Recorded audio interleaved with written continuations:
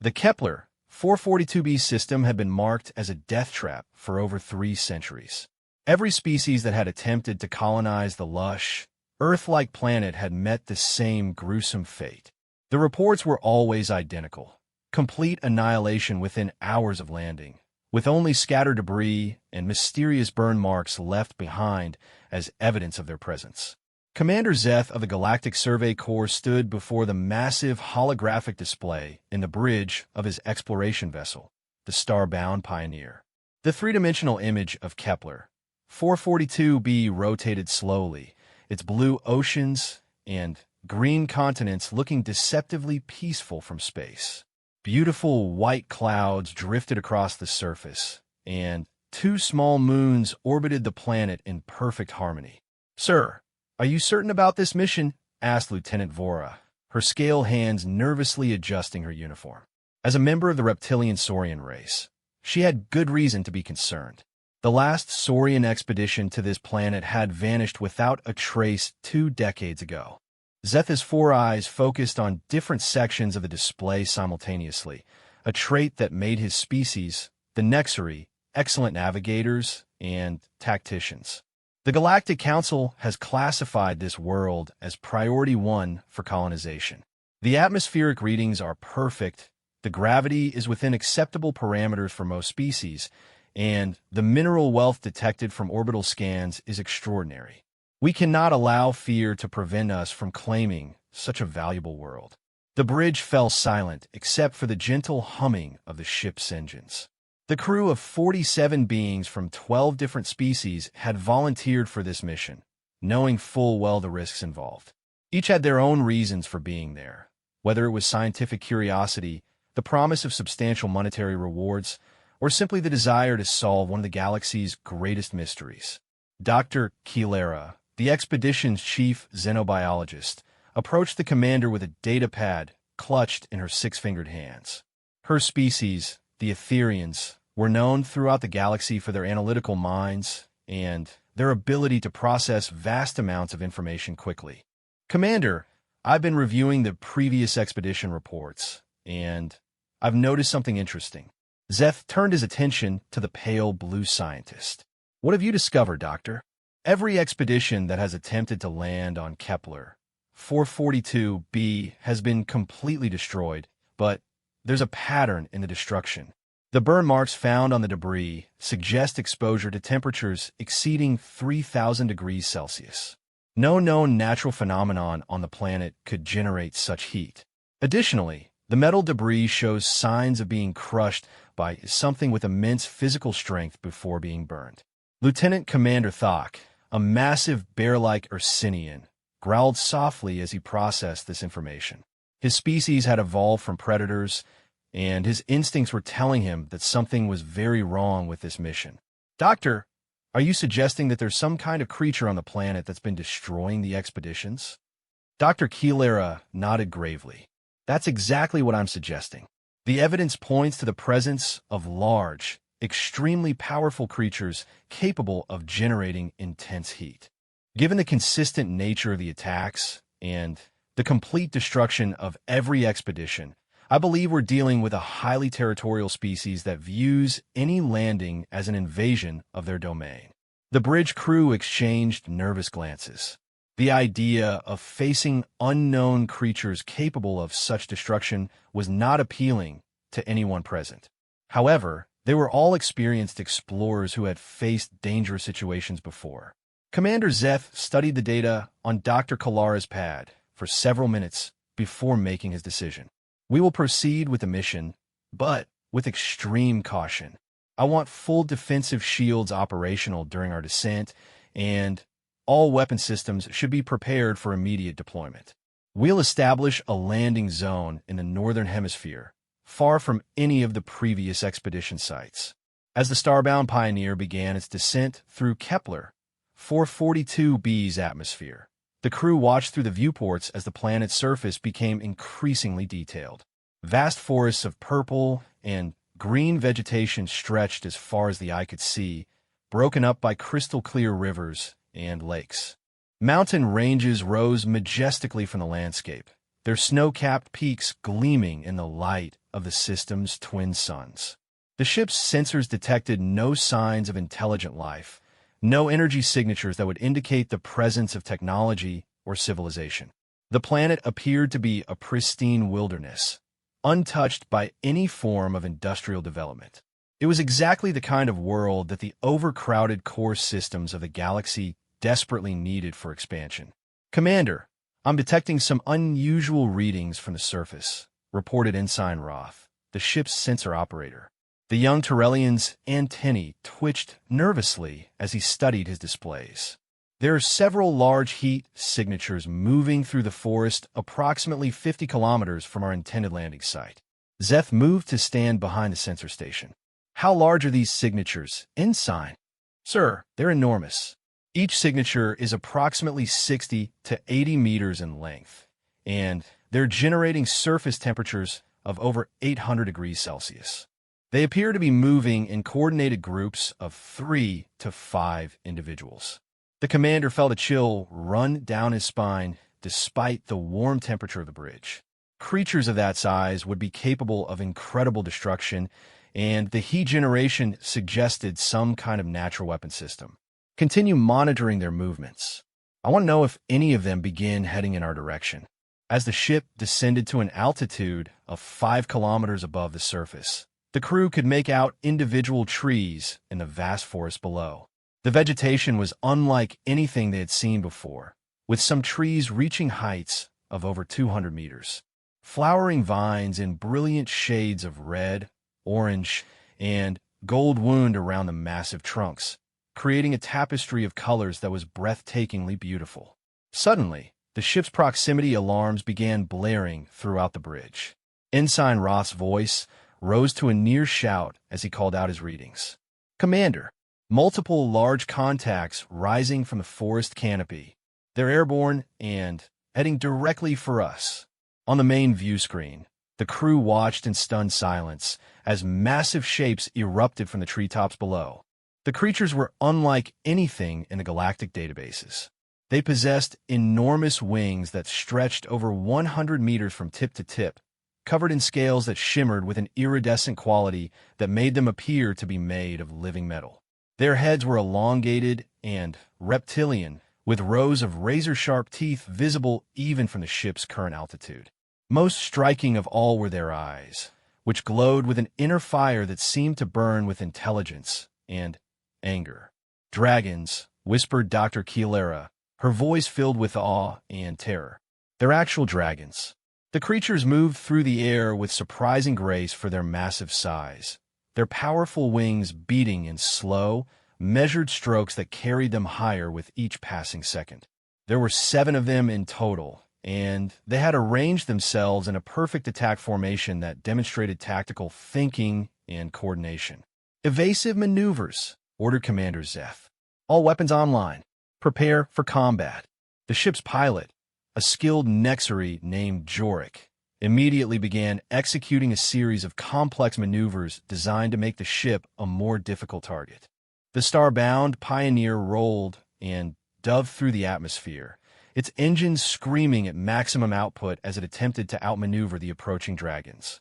The lead dragon, a magnificent creature with scales that appeared to be made of burnished gold, opened its massive jaws and released a stream of fire that was so intense it was visible from several kilometers away. The flames struck the ship's rear shields, causing them to flare with brilliant energy as they absorbed the incredible heat. "Shields down to 60%, called out the ship's engineer, Chief Petty Officer Nax. The sturdy Borlian's rocky skin had turned a deeper shade of gray, indicating his high stress levels. That flame attack generated temperatures exceeding 4,000 degrees Celsius. Our shields can't withstand many more hits like that." More dragons were rising from the forest below, their roars echoing across the landscape like thunder. It became clear that the 7 attacking the ship were just the advance guard of a much larger force. The crew could see dozens of the massive creatures emerging from hidden lairs throughout the forest, all of them converging on the ship's position. "Sir, I count at least 40 dragons now airborne and climbing to intercept us," reported Lieutenant Vora, her voice steady despite the dire situation. coordinating their attack patterns. These aren't just animals, Commander. They're showing clear signs of military tactics and strategy. Commander Zeth made a decision that probably saved all their lives. Full retreat. Maximum altitude.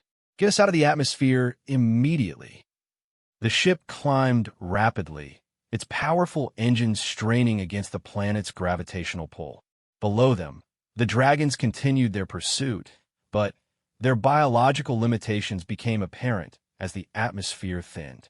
One by one, they were forced to turn back, their mighty roars of frustration echoing through the comm system. As the starbound Pioneer reached the safety of orbit, the crew gathered in the main conference room to discuss what they had witnessed. The mood was somber, as everyone realized they had just encountered something that challenged everything they thought they knew about the galaxy. Those creatures displayed intelligence, tactical coordination, and weapons capabilities that rival our most advanced military forces, Dr. Keeler reported to the assembled officers. The heat generation alone suggests a biological mechanism that should be impossible according to our current understanding of physiology. Lieutenant Commander Thok leaned back in his chair, his massive frame causing the furniture to creak ominously. What I want to know is why they attacked immediately upon seeing us. Most intelligent species attempt some form of communication before resorting to violence. Perhaps they've had bad experiences with previous visitors, suggested Chief Medical Officer Dr. Yanni, a slender healer whose empathic abilities made her particularly sensitive to the emotional states of other beings.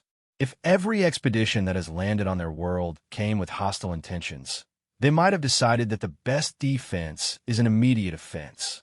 Commander Zeth nodded thoughtfully.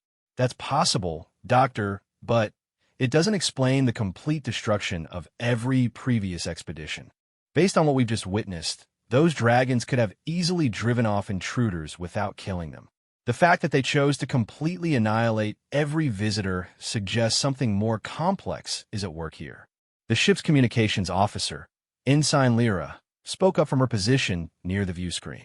Sir, I've been monitoring all frequencies during our encounter, and I detected something interesting.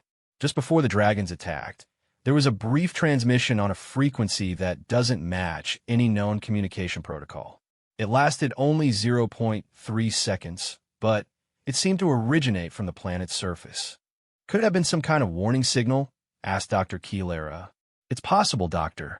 The transmission was on a frequency that would be audible to most species, but the pattern didn't match any language in our databases.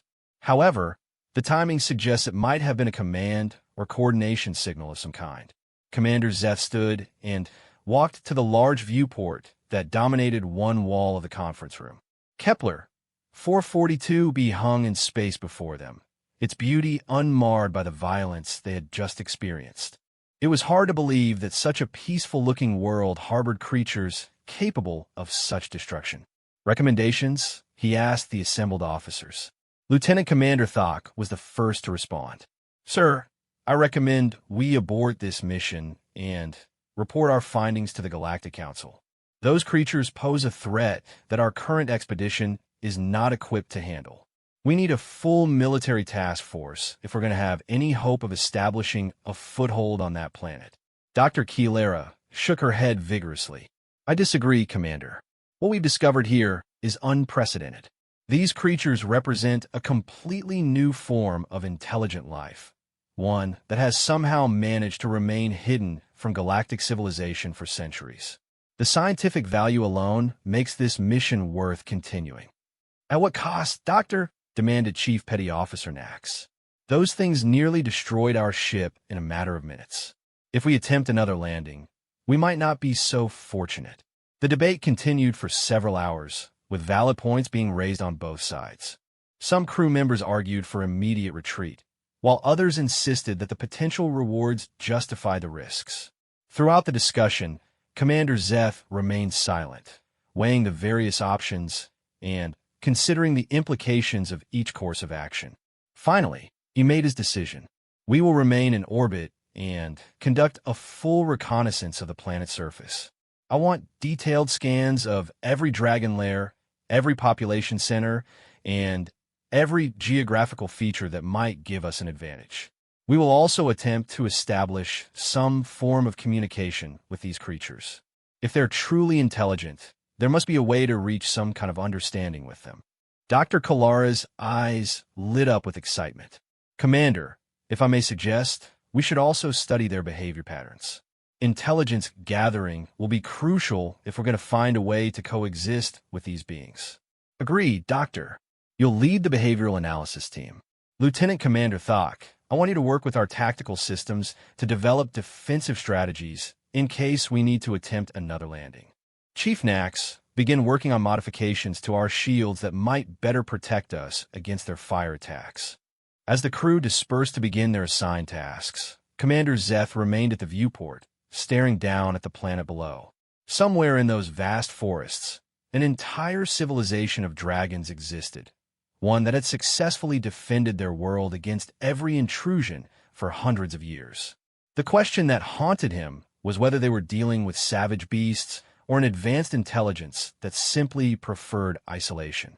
Over the next several days, the ship's sensors worked continuously, mapping the planet's surface and tracking the movements of the dragon population. What they discovered was both fascinating and terrifying. The dragons had established a complex network of layers throughout the planet's major landmasses, with clear territorial boundaries and what appeared to be a sophisticated social hierarchy. The largest dragons, those with the most brilliant scales and the most powerful fire attacks, seemed to control the prime territories near the planet's richest mineral deposits. Smaller dragons occupied secondary territories, while the youngest members of the species lived in communal groups under the protection of the adults. Most intriguingly, the dragons appeared to engage in activities that suggested a level of intelligence far beyond that of simple animals.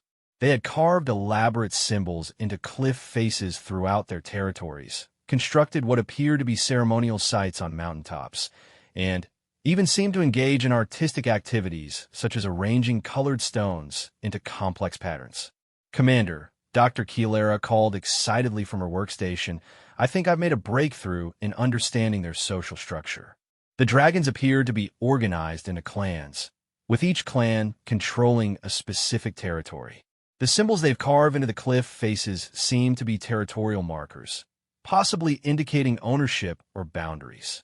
Zeth moved to examine the doctor's findings. The holographic display showed a detailed map of the planet's northern hemisphere, with different colored overlays indicating the various dragon territories. The organization was remarkably sophisticated, with clear evidence of cooperation between different clans in certain areas, and what appear to be neutral zones where multiple clans could interact peacefully. This is incredible work, Doctor. Have you been able to determine how many total clans exist on the planet? Based on our current data, I estimate there are approximately 37 distinct clans, with a total population of somewhere between 800 and 1,200 individual dragons. Each clan appears to have between 15 and 50 members, with the larger clans controlling the more desirable territories. The implications of this discovery were staggering. They were dealing with an entire civilization, one that had remained hidden from the galaxy's major powers for centuries. The question of how to approach such a species became even more complex when dealing with organized societies rather than individual creatures. As the reconnaissance continued, the crew made another disturbing discovery. In several locations around the planet, they found evidence of previous expeditions that had attempted to establish footholds on the surface.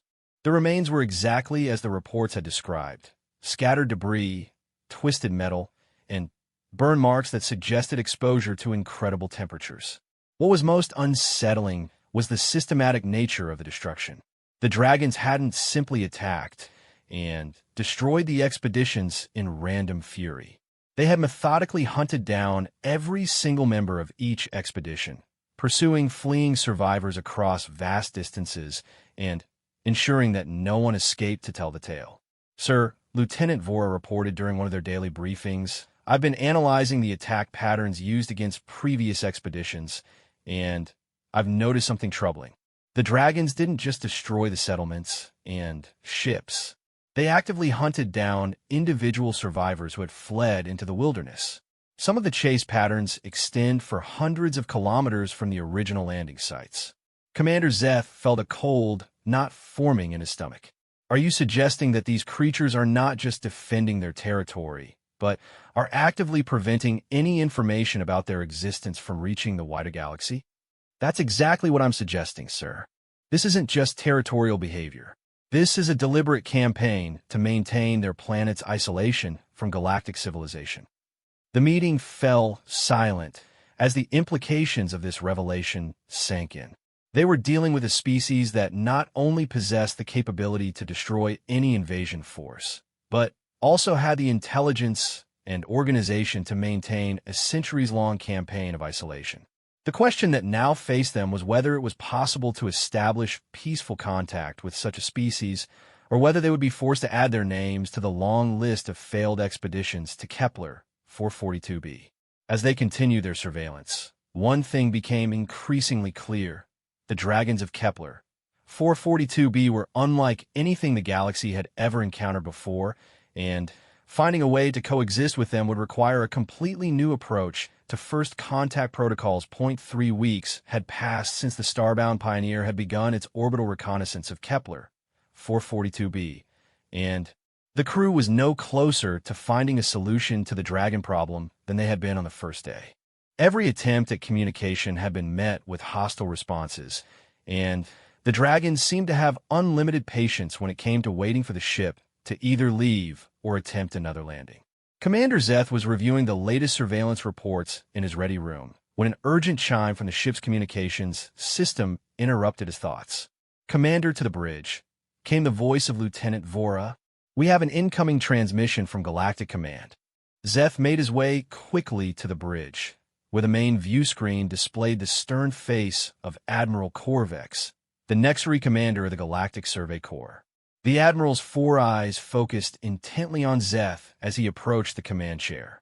"Commander Zeth, your mission report makes for interesting reading. Dragons, you say? Actual dragons defending this planet?" "Yes, Admiral. Highly intelligent, extremely well-organized, and possessing natural weapons capabilities that rival our most advanced military technology. They've successfully prevented any colonization attempts for over 3 centuries. Admiral Corvex leaned back in his chair, his expression thoughtful. "The Galactic Council has reviewed your preliminary findings, and they've made a decision. We cannot allow a single species, no matter how powerful, to prevent the expansion of galactic civilization. A task force is being assembled to deal with this situation permanently." Zeth felt his stomach drop.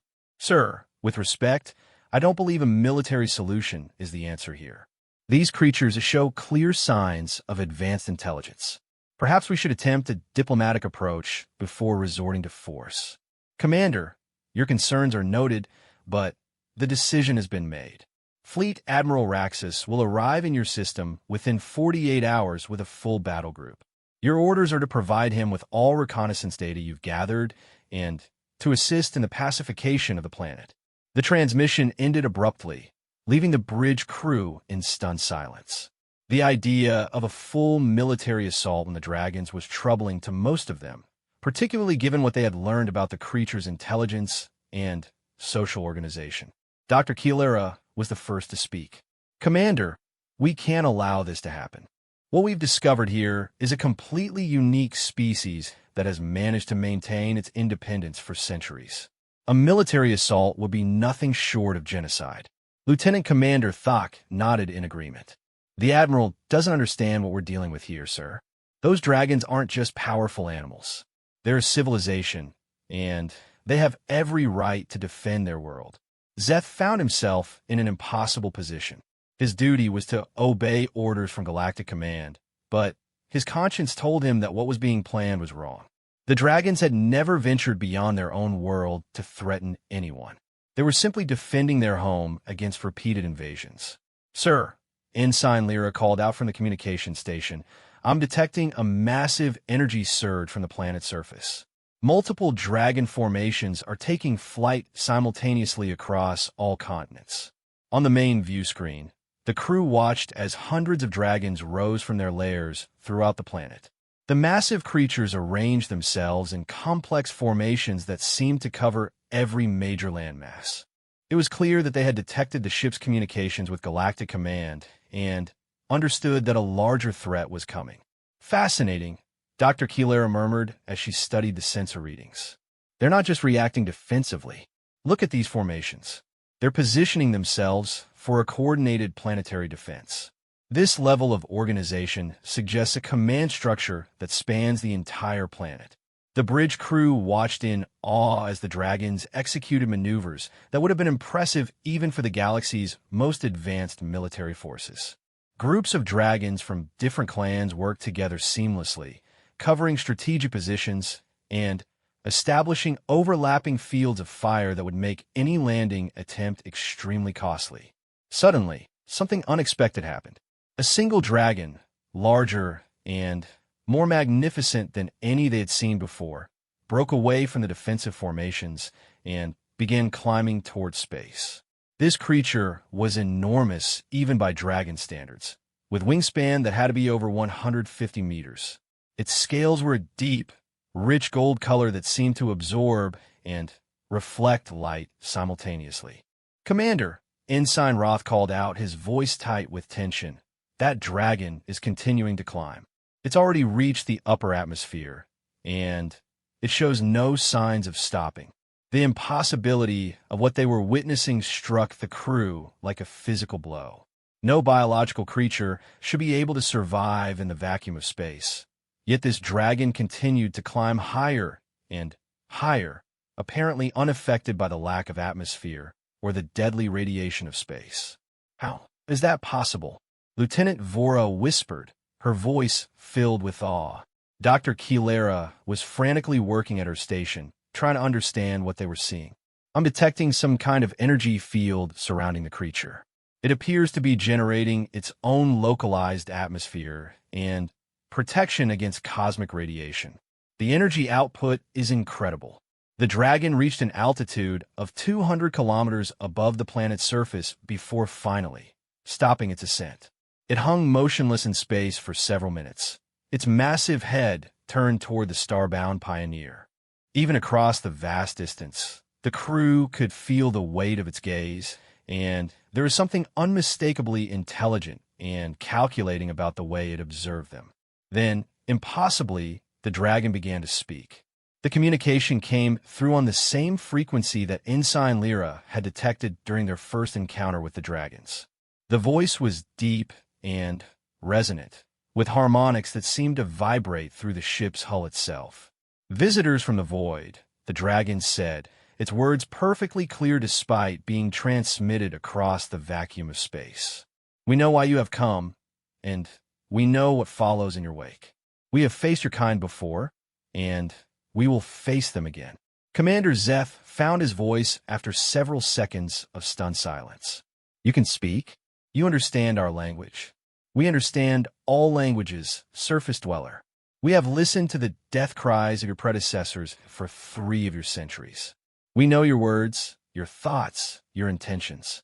You come seeking to claim what is not yours, to take what we have protected since the world was young."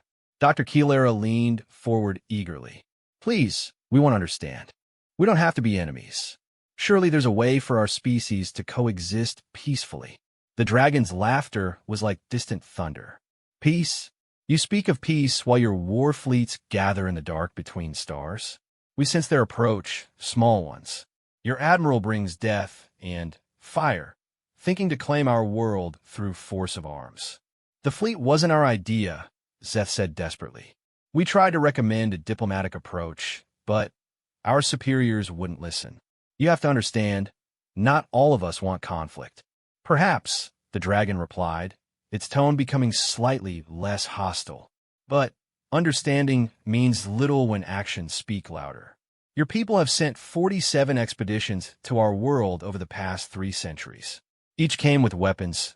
Each came with the intention of claiming our territory for their own. We have allowed none to leave because we will not permit the knowledge of our existence to spread to those who would exploit it." The admission sent chills through the bridge crew. The dragons hadn't just been defending their territory. They'd been deliberately maintaining their secrecy by eliminating all witnesses to their existence. Why? Asked Dr. Keelera. Why maintain such isolation? Because we have seen what your galactic civilization does to worlds it deems valuable. We have watched from afar as entire ecosystems are stripped bare, as indigenous species are relocated or eliminated to make room for your colonies. We will not allow our world to suffer such a fate. Lieutenant Commander Fox stepped forward. But surely there could be some form of limited contact? Some way to establish trade relations or scientific exchange. You speak as if we need what you have to offer, the dragon replied. We are self-sufficient, surface dweller. We have no need for your technology, your trade goods, or your knowledge. We ask only to be left alone. The conversation continued for over an hour, with various crew members attempting to find some common ground with the ancient creature. What emerged from the discussion was a picture of a species that had deliberately chosen isolation not out of fear or primitive thinking, but as a calculated strategy to preserve their way of life. The dragons, it turned out, were far older than anyone had imagined. Their civilization dated back millions of years, and they had achieved a perfect balance with their world's ecosystem. They had watched the rise and fall of countless galactic civilizations, always choosing to remain hidden rather than risk contamination by outside influences. Your fleet will arrive soon, the dragon said as their conversation began to wind down. When it does, we will defend our world as we always have. Your admiral will discover that superior numbers and advanced technology mean little against beings who have mastered the fundamental forces of creation itself. It doesn't have to be this way, Seth pleaded. There has to be another solution. Perhaps, the dragon said thoughtfully. But that choice lies with your people, not ours. We have made our position clear. We wish only to be left in peace. If your kind cannot respect that wish, then they must face the consequences of their actions. With that, the communication ended, and the massive dragon began its descent back to the planet's surface. The crew of the starbound Pioneer watched in silence as the ancient being disappeared into the atmosphere, leaving them to contemplate what they had learned. Sir, Lieutenant Vora said quietly, what are we going to tell Admiral Raxus when he arrives? Zeth didn't have a good answer to that question. The Admiral was known throughout the fleet for his aggressive tactics, and his belief that superior firepower could solve any problem. The idea of trying to explain the complex political and ethical implications of the dragon situation to such a man seemed almost hopeless. The next 36 hours passed with agonizing slowness. The dragons had returned to their defensive positions, but now the crew knew they were being watched and evaluated by beings of incredible age and wisdom. Every action, every transmission, every decision would be weighed and judged by creatures who had been observing galactic civilization for eons. When Fleet Admiral Raxus finally arrived, he did so with a force that was truly impressive. 12 heavy cruisers, 30 frigates, and over 200 fighter craft formed up around the flagship Iron Determination, a massive dreadnought that bristled with enough firepower to level a small moon.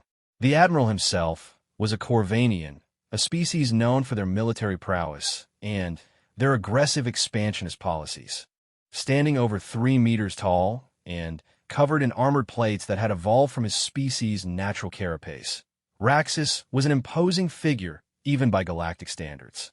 Commander Zeth, the Admiral's voice boomed through the communications system as his image appeared on the main view screen. Transfer all reconnaissance data to my flagship immediately. We will begin bombardment operations within 6 hours. Sir, I strongly recommend against that course of action. The dragons are highly intelligent and have demonstrated capabilities that far exceed anything in our databases. A direct assault could result in catastrophic losses. Admiral Raxus's mandibles clicked in what the crew recognized as Corvanian laughter. Commander, I have enough firepower in this fleet to crack this planet's crust. No amount of biological weaponry can stand against modern military technology. These dragons of yours will learn the folly of opposing the expansion of galactic civilization.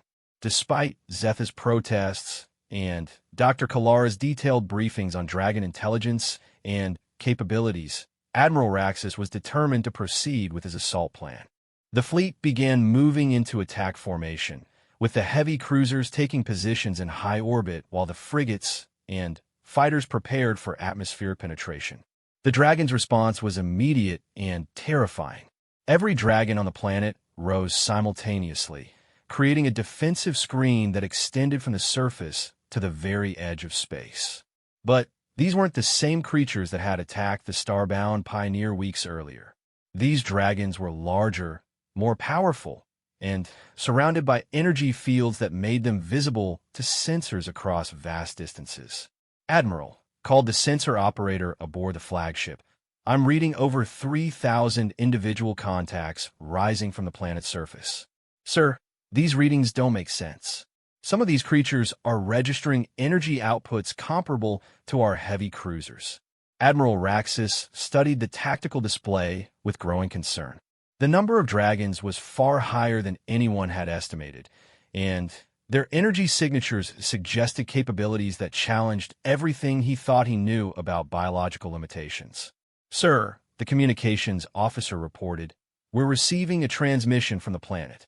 It's on all frequencies simultaneously. Put it through. The voice that filled the bridge of every ship in the fleet was different from the one that had spoken to the starbound Pioneer.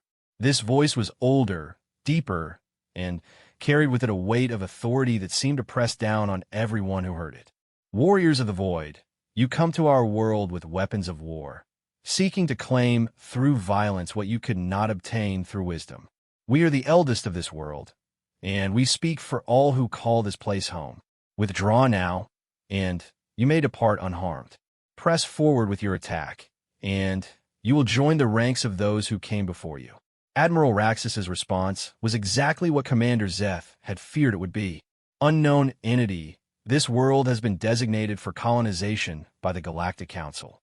You will surrender your planet to lawful authority or face the consequences of your defiance. The laughter that came through the communications system was like the sound of worlds dying. Lawful authority? We were ancient when your species was crawling from primordial seas. We have no interest in your laws, your councils, or your claims of dominion over worlds you did not create.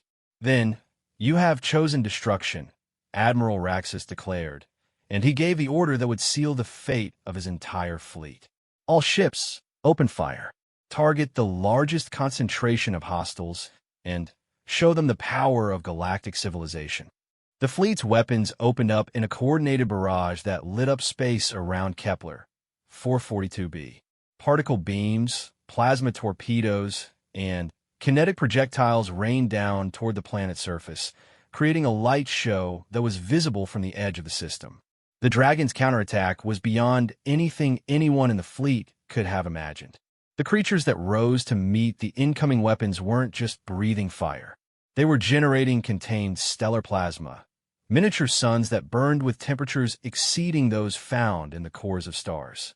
The fleet's weapons simply ceased to exist as they encountered these impossible fires, their energy absorbed and redirected back toward the ships that had fired them. But that was only the beginning.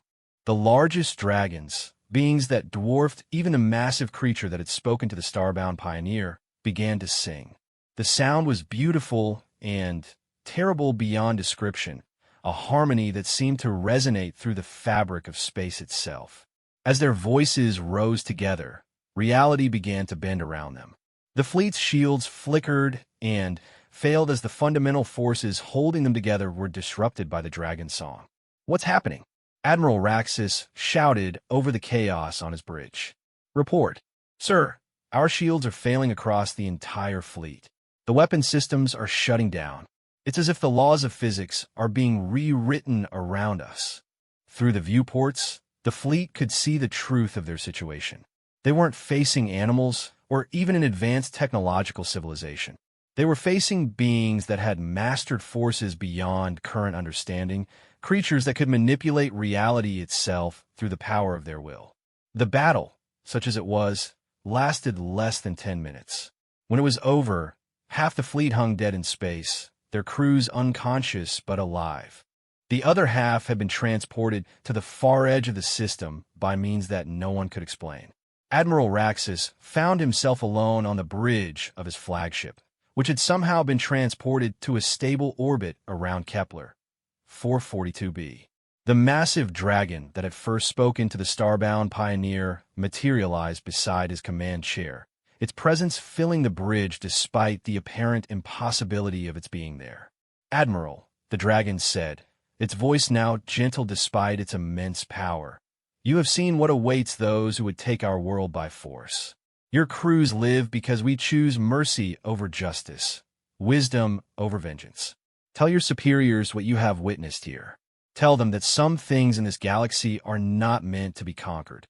The dragon vanished as suddenly as it had appeared, leaving Admiral Raxus alone with the wreckage of his certainties and the knowledge that everything he thought he knew about power in the galaxy had been wrong. The news of Admiral Raxus's defeat spread through the galaxy like wildfire. For the first time in recorded history, a galactic fleet had been completely neutralized without a single shot being fired in return.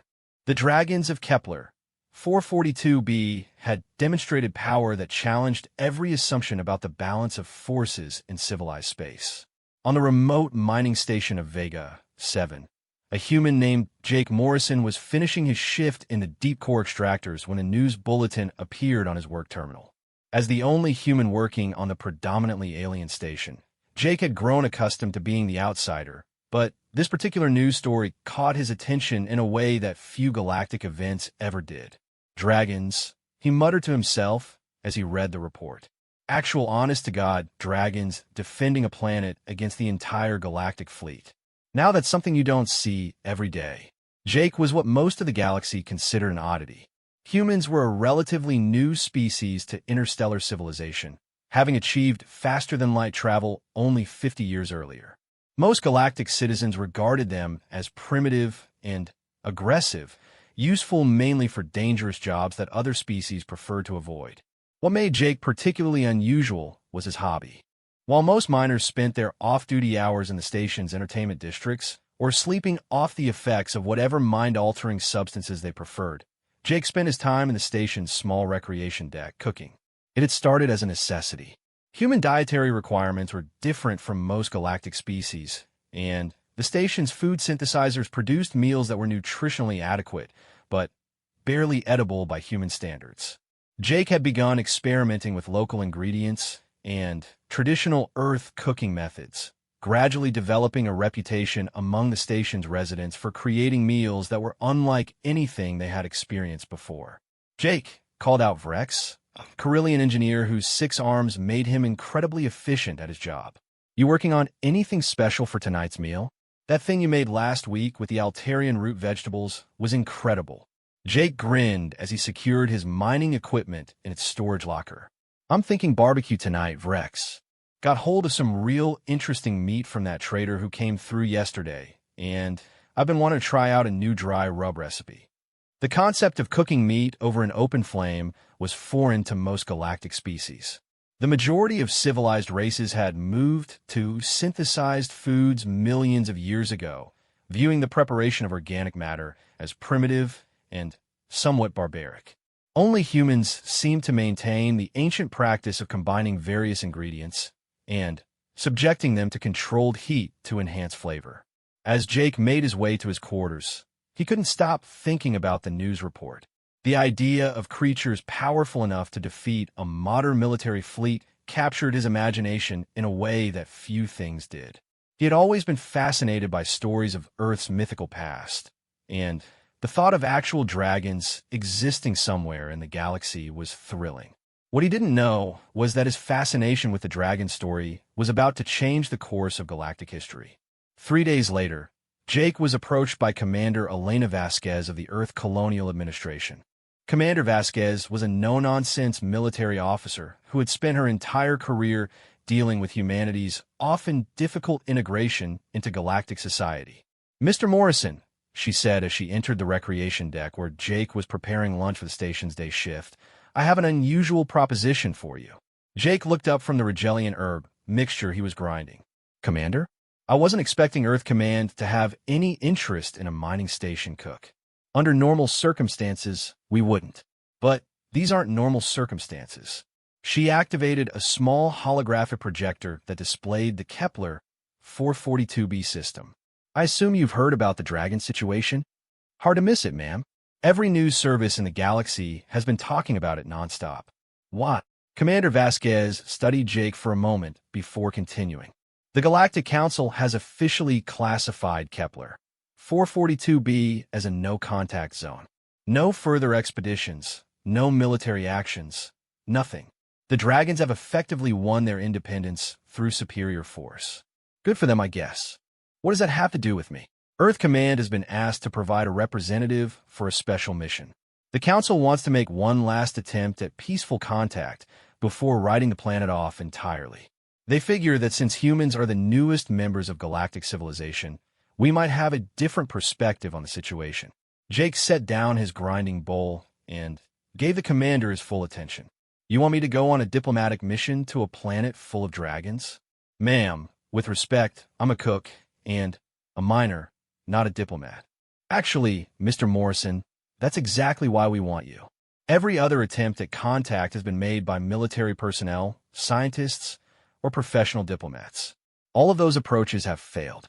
We need someone who thinks differently, someone who isn't bound by conventional diplomatic protocols. The idea was both terrifying and exciting. Jake had spent his entire adult life working in dangerous environments, but the thought of facing creatures that could disable entire fleets was sobering.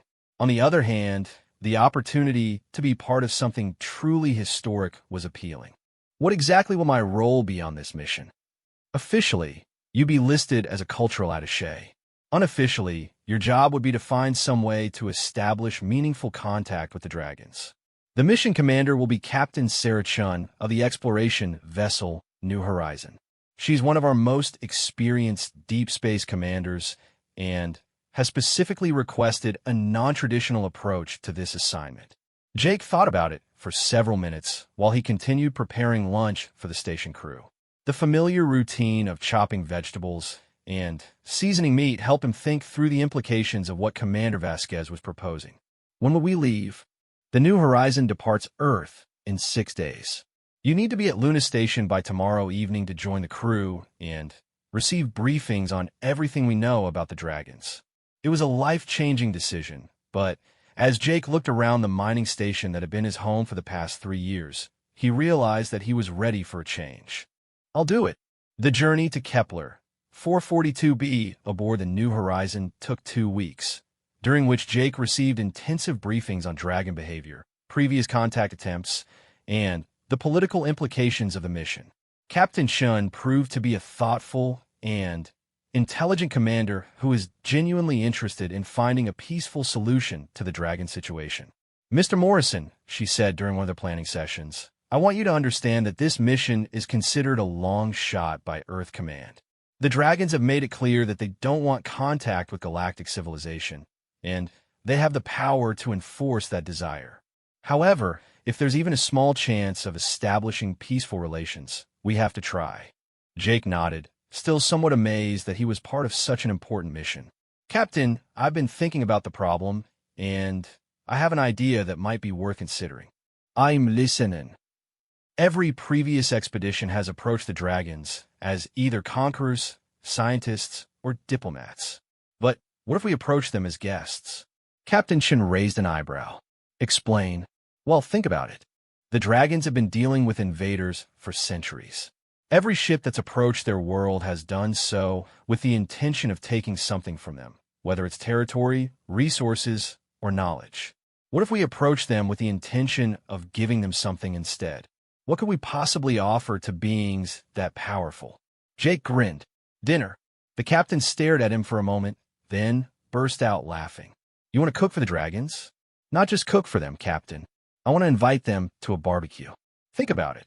When was the last time anyone approached them with a social invitation instead of demands or threats? Food is one of the most basic forms of cultural exchange. It's how humans have been making friends with strangers for thousands of years. Captain Shin stopped laughing as she considered the proposal.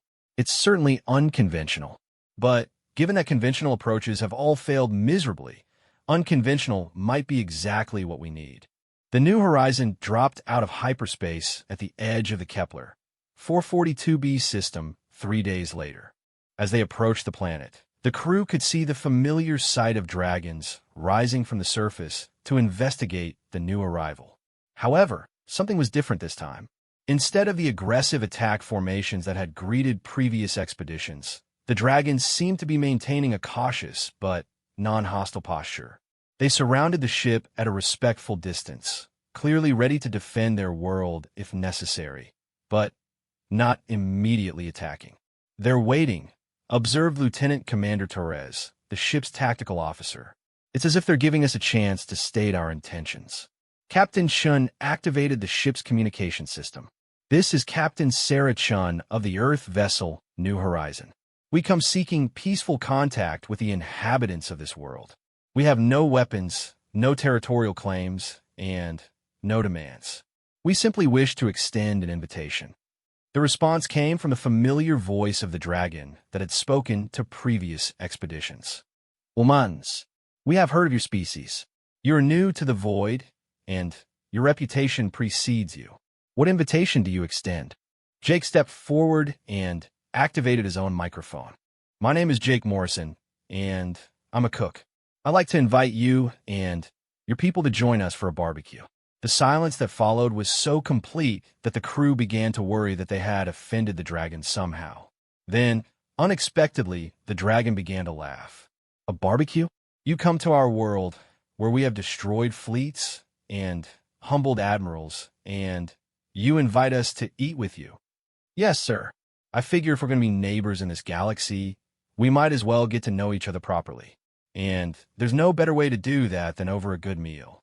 The dragon's amusement was evident in his voice. "Human Morrison, your species continues to surprise us.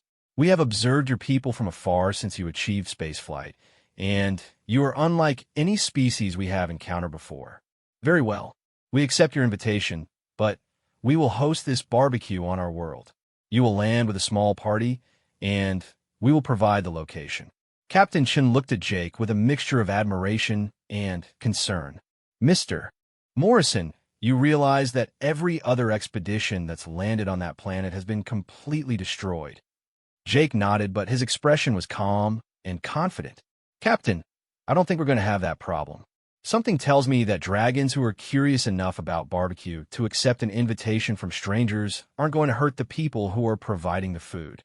2 hours later, Jake found himself aboard a shuttle heading for the surface of Kepler 442b, accompanied by Captain Chun and 2 security officers.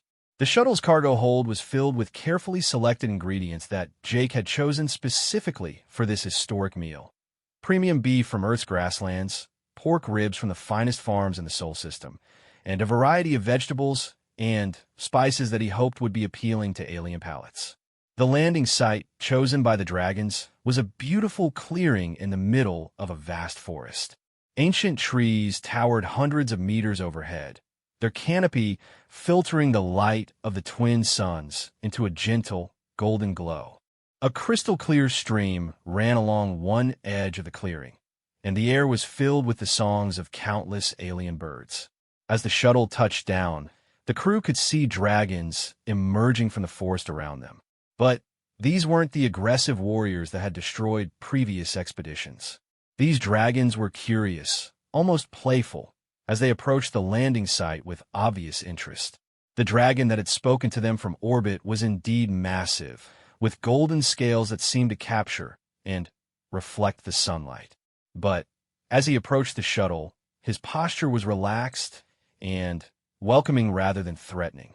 "Welcome to our world, humans," the dragon said as Jake and his companions exited the shuttle. "I am Kithra, eldest of the Golden Clan and speaker for this continent's inhabitants. We are curious about this ritual you call barbecue." Jake bowed respectfully, a gesture he had learned was considered polite by most galactic species. "It's an honor to meet you, Kithra. Barbecue isn't really a ritual, it's more of a celebration, a way of bringing people together to share food and friendship." Other dragons were gathering around the clearing now, and Jake was amazed by the variety of sizes, colors, and apparent ages represented. Some were ancient beyond measure, their scales bearing the patina of centuries, while others appeared to be much younger, with bright, curious eyes that reminded him of human children. "If I may ask," Jake said as he began unloading his equipment from the shuttle, "how many of you will be joining us for this meal?" Kithra's eyes twinkled with amusement. "Perhaps more than you expected, human Jake. Word of your invitation has spread throughout our world. Many of our people are curious about the species that defeated the Corvanian fleet through the simple act of extending friendship rather than threats."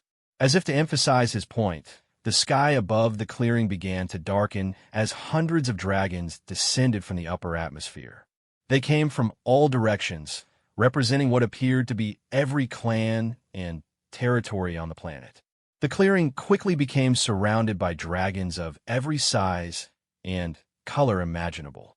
Jake looked at Captain Shun, who had gone pale at the sight of so many potentially dangerous beings gathering in one place.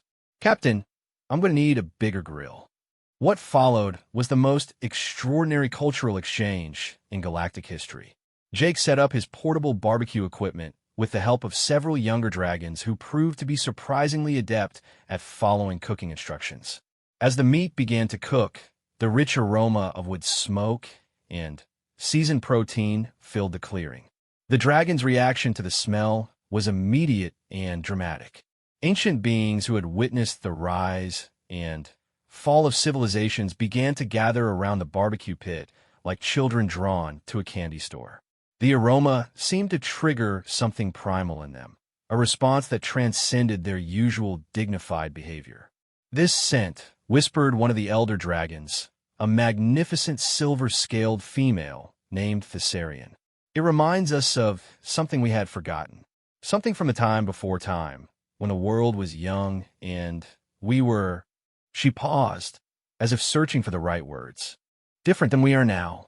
As the meal progressed, Jake learned more about dragon society and history than all previous expeditions combined. The dragons were indeed ancient, but they had not always been the powerful, isolated beings that defended their world so fiercely. Once, long ago, they had been more social creatures, living in harmony not just with their environment, but with other species that had shared their world. What changed? Jake asked as he served perfectly grilled ribs to a group of fascinated dragons. Kithra's expression grew sad. The others came, those who sought to exploit rather than share, to take rather than give. We learned that showing hospitality to strangers often led to betrayal and loss. So we became what we needed to become to protect what we loved. "But you didn't have to stay that way," Captain Shin observed. "You could have maintained contact with peaceful species while defending against hostile ones." "Perhaps," Thessarian agreed. "But after centuries of invasion attempts, we lost the ability to distinguish between those who came in peace and those who came to conquer. Your species, humans, is the first to approach us with an offer rather than a demand." As the barbecue continued into the evening, something remarkable happened. The dragons began to share their own foods with the human visitors. Fruits that glowed with inner light, vegetables that sang when touched, and beverages that tasted like captured starlight.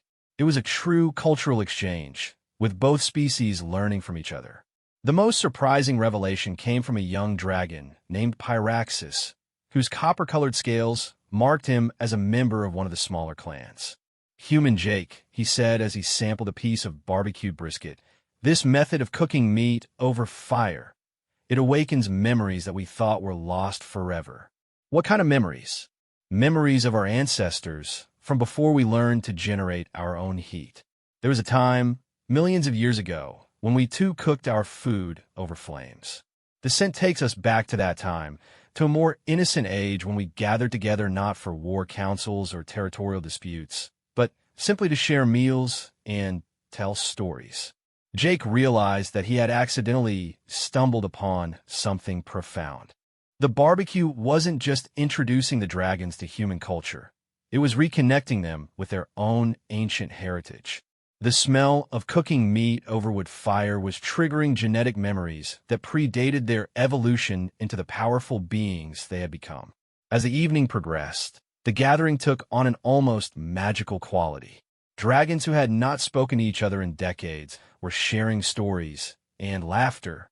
Ancient feuds were forgotten as clans that had been enemies for centuries found common ground in their appreciation for the simple pleasure of a well-cooked meal.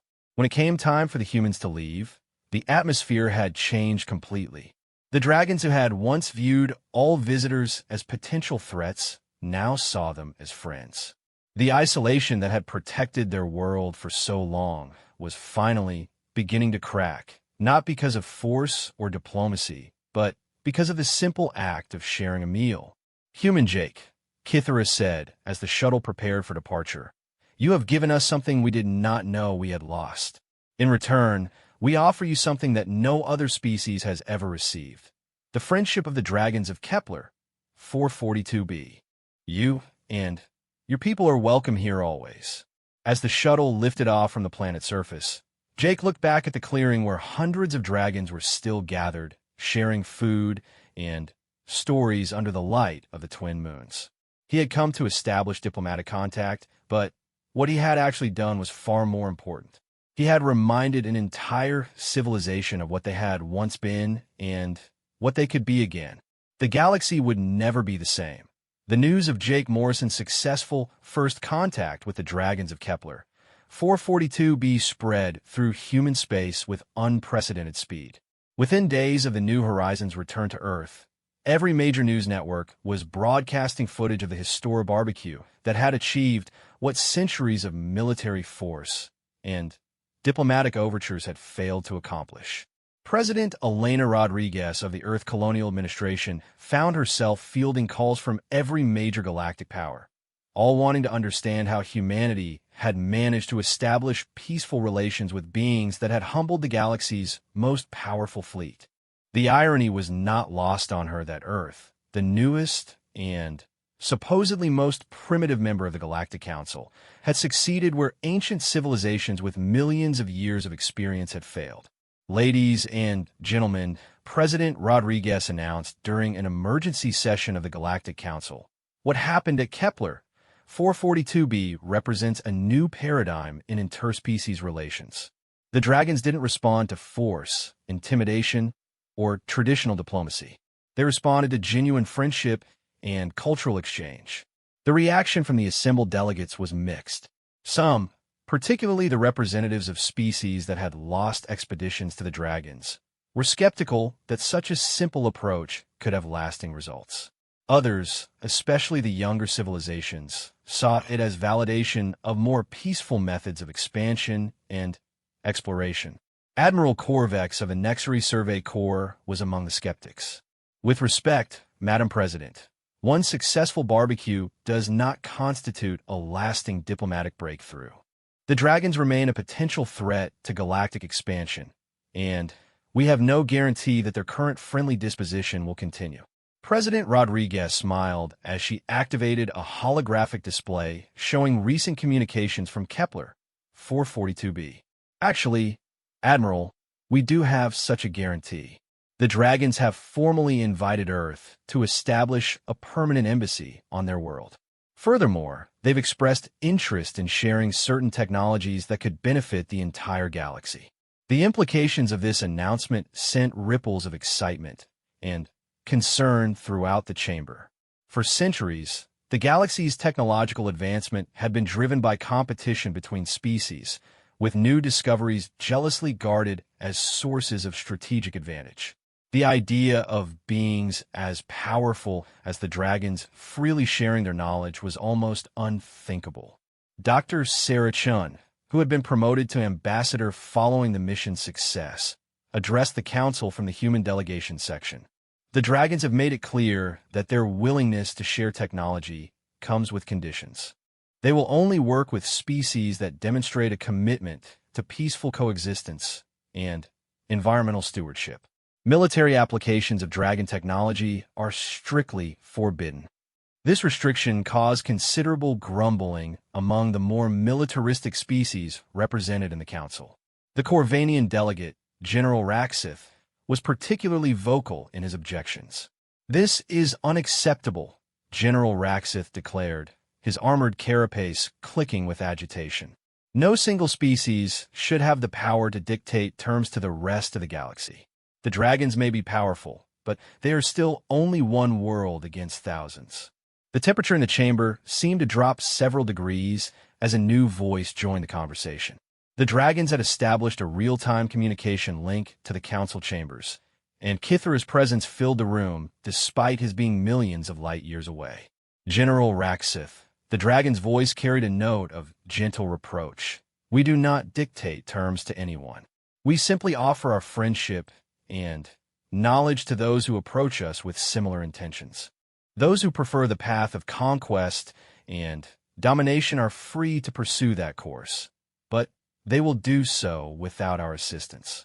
The casual demonstration of the dragon's ability to monitor and participate in galactic communications sent a clear message about their technological capabilities. If they could project their consciousness across interstellar distances in real time, what other powers might they possess? President Rodriguez seized the moment to advance humanity's position. The dragons have specifically requested that Earth serve as mediator for any other species wishing to establish relations with them. Given our successful initial contact, they feel that humans might be able to help bridge the cultural gaps between dragon society and galactic civilization. This announcement caused an uproar among the delegates. The idea of humanity, with its mere 50 years of spacefaring experience, serving as intermediary between the galaxy's older civilizations and the dragons, was seen as presumptuous by many. However, the dragons had made their preferences clear, and their demonstrated power made it unwise to ignore their wishes. Over the following months, a steady stream of diplomatic missions made their way to Earth, seeking humanity's assistance in establishing contact with the dragons. Each mission required careful preparation and cultural sensitivity training, as the dragons had proven to be remarkably perceptive about the true intentions of their visitors. Jake Morrison found himself at the center of this new diplomatic revolution. No longer just a miner and cook, he had been appointed as Earth's chief cultural attaché for dragon relations, a position that had been created specifically for him. His small apartment on Luna Station had been replaced by a spacious office in the Earth Colonial Administration's headquarters, complete with state-of-the-art cooking facilities for preparing meals for visiting dignitaries. The first major test of the new diplomatic protocols came when the Etherian Science Collective requested permission to establish a research station in the Kepler 442b system.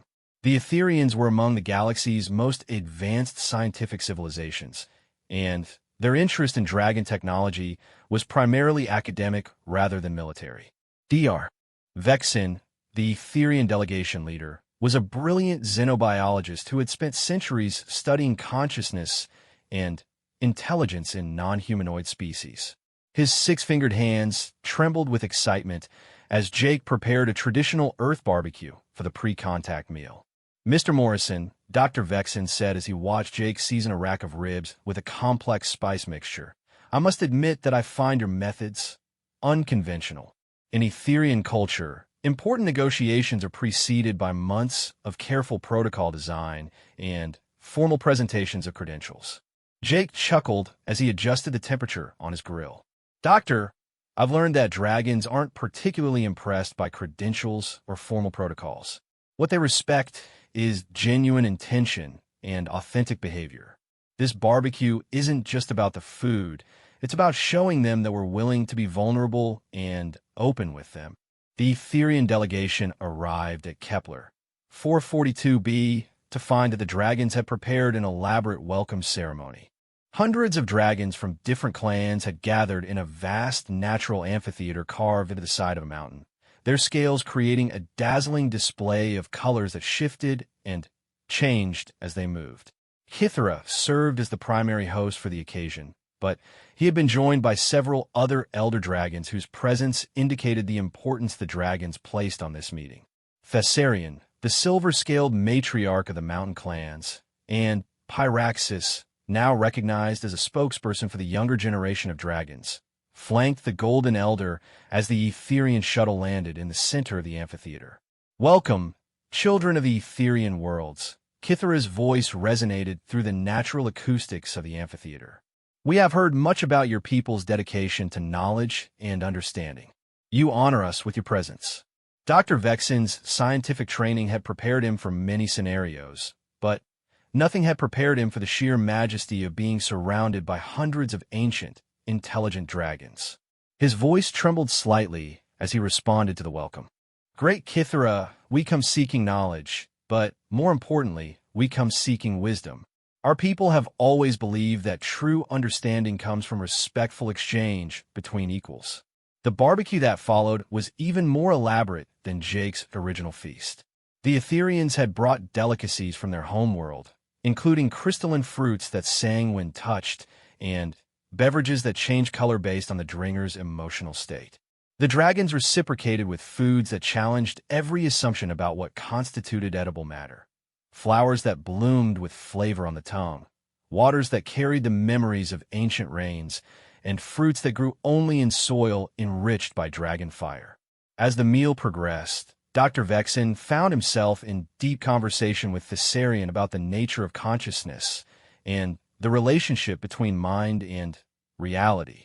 The dragon's understanding of these concepts was profound, incorporating perspectives that spanned millions of years of observation and contemplation. "Tell me, small thinker," Thessarian said, using the dragon's affectionate term for younger races, "what does your science teach you about the nature of consciousness itself?" Dr. Vexen considered his response carefully. "We believe that consciousness emerges from the complex interactions of neural networks, but we've never been able to explain how subjective experience arises from objective processes. It remains one of the great mysteries of existence." Thessarian's laugh was like silver bells chiming in a gentle breeze. "Your science sees only the mechanics, not the music. Consciousness is not produced by the brain, young Etherian.